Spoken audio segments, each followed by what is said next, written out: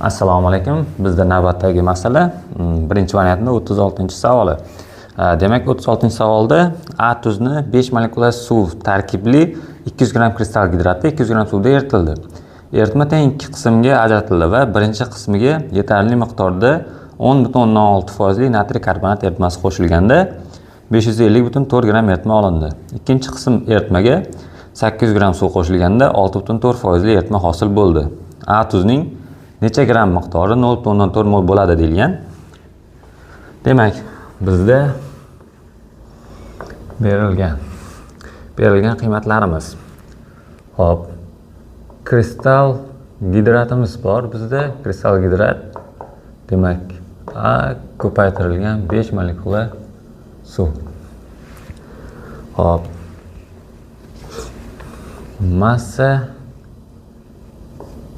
H2O 200 gram. Massa 1 deylik, chunki bizda bir nechta massalar berilgan.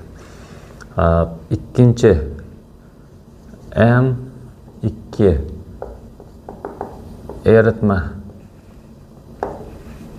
eritma birda massasi barobar 550,4 gram.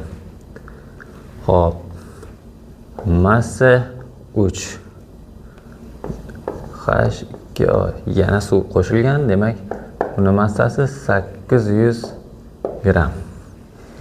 Xo'p, foiz konsentratsiya natriy karbonatniki berilgan. Uniki 10,6%.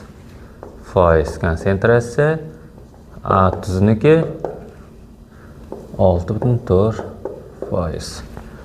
Xo'p, ana endi biz topishimiz kerak bo'lgan qiymat nima? Xo'p, massa A tuzning 0,4 mol qiymatini topishimiz kerak ekan. Demak, qiladigan ishimiz bizda dastlabki eritmani massasini topishimiz kerak. 200 gram kristal gidratida 200 gram kristal gidrat.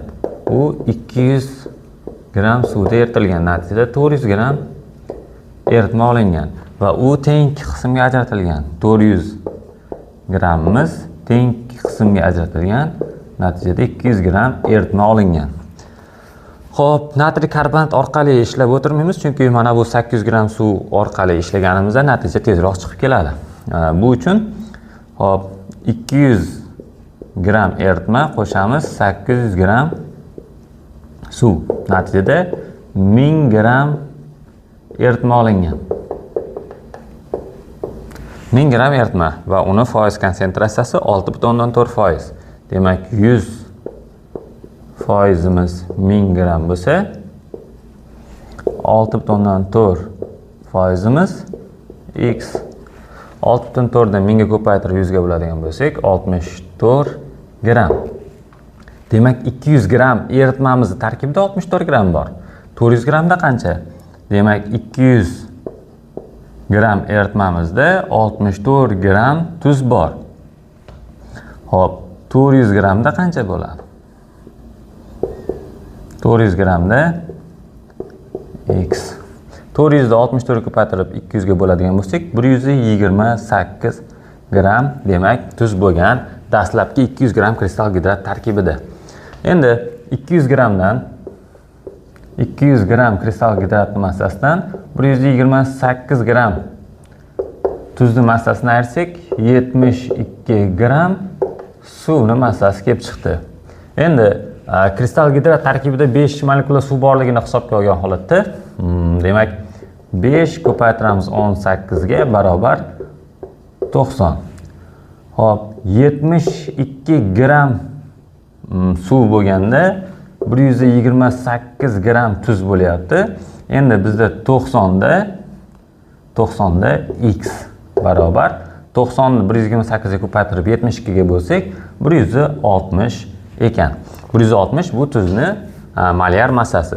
Xo'p, 160 gram taqsim mol ko'paytiramiz 0,4 molga barobar 64 gram. Demak, A tuzning 64 gramm miqdori 0,4 mol bo'lar ekan.